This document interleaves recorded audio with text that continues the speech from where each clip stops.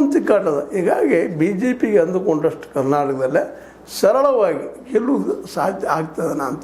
ಸರಳ ಬಹುಮತದ 113 ಸೀಟ್ಗಳು ಗೆಲ್ಲಕ್ಕೆ ಸಾಧ್ಯದನ? ಯಾಕೆ ಒಡಕದ ಇಡೀ ಸಲ ಒಂದು ಒಡಕದಪ್ಪ. ಕಾಂಗ್ರೆಸ್ನಲ್ಲೇ ಕುರ್ಚಿ ತಿಕ್ಕಾಟ ಐತಿ, ಯಾವ ಬಿಡುವಲ್ಲ ಹಿಡಿವಲ್ಲ ಅನ್ನುವಂತಿತ್ತು. ನಮ್ಮ ಎಲ್ಲ ಮಾಧ್ಯಮದ ಅದೇ ವಿಶ್ಲೇಷಣೆ ಮಾಡ್ತಾಯಿದ್ರು. ಸ್ವಲ್ಪ ಹೋಗಿ ಯಾರಿಗಾದ್ರೂ ಭೇಟಿಯಾಗಿ ಬರಲಿ, ಡಿ ಕೆ ಶಿ ಅವರು ಹೋದ್ರಿ ಅಂತ ಹೇಳಿದರು.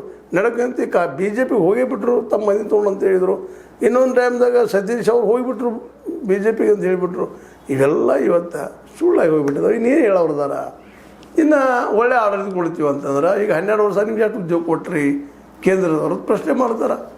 ಅದಕ್ಕೂ ಉತ್ತರ ಇಲ್ಲ ಅವರಲ್ಲೇ. ಮತ್ತು ಇನ್ನು ಕರ್ನಾಟಕದ ಉದ್ಯೋಗ ಕೊಡ್ತಾರೆ ಅಂದರೆ ಇನ್ನು ನಂಬೋರು ಬಿಡೋದು ಜನಕ್ಕೆ ಬಿಟ್ಟಂಥ ವಿಷಯ. ಎಷ್ಟು ಮಟ್ಟಿಗೆ ನಂಬ್ತಾರೆ ಗೊತ್ತಿಲ್ಲ. ಮತ್ತು ಈ ಸಲ ಮಾತ್ರ ಅಶೋಕ್ ಅವ್ರು ಹೇಳ್ತಾ ಇದ್ದಾರೆ, ಇಲ್ಲ ನಾವು ಗ್ಯಾರಂಟಿ ಕೊಡ್ತೀವಿ, ಗ್ಯಾರಂಟಿ ಕೊಡಲಾರ ತಪ್ಪು ಮಾಡಿದ್ದೀವಿ, ಅದನ್ನ ಅಕ್ಕಿ ಕೊಡ್ತೀವಿ ನಾವು ಈ ಸಲ ಅಂದ್ರೆ ಗ್ಯಾರಂಟಿನ ಹೆಚ್ಚು ಮಾಡ್ತಾರೆ ಅನ್ನೋದು ಇದರಿಂದ ಅರ್ಥ ಆಗುವಂಥ ವಿಷಯ.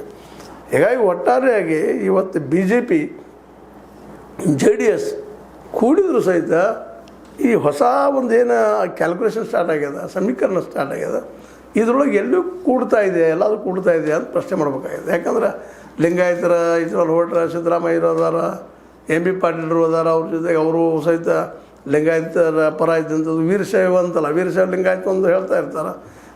ಖಂಡ್ರೆಯವ್ರು ವಾದ ಮಾಡ್ತಿರ್ಬೋದು, ಆದರೂ ಬಸವಣ್ಣ ಮೇಲೆ ವಿಶ್ವಾಸ ಅದ. ಮುಂದೆ ಇನ್ನೊಂದು ಶಾಮನೂರು ಶಿವಶಂಕರಪ್ಪನವ್ರು ಈಗ ಅಷ್ಟು ಪವರ್ಫುಲ್ ಆಗಿಲ್ಲ, ಇಲ್ಲ ಅವ್ರ ಪಾಪ ಅವ್ರ ಮಗ ಮಲ್ಲಿಕಾರ್ಜುನ ಆಗಿರ್ಬೋದು, ಸಮರ್ಥ ಆಗಿರ್ಬೋದು, ತಾವು ಅಧಿಕಾರ ಉಳಿಸ್ಬೋದು ಒದ್ದಾಡ್ತಾ ಇದ್ದಾರೆ. ಇವೆಲ್ಲ ಸಿಚುವೇಶನ್ದಲ್ಲ ಸಹಜವಾಗಿ ಲಿಂಗಾಯತ ಮತಗಳು ಒಡೆದು ಹೋಗ್ತವೆ. ಅದೇ ಕಾಲಕ್ಕೆ ಒಕ್ಕಲಿಗ ಮತ ಒಡೆದು ಹೋದವು. ಇವೆರಡು ಮೇನ್ ರಾಜ್ಯದಲ್ಲಿದ್ದಂಥದ್ದು.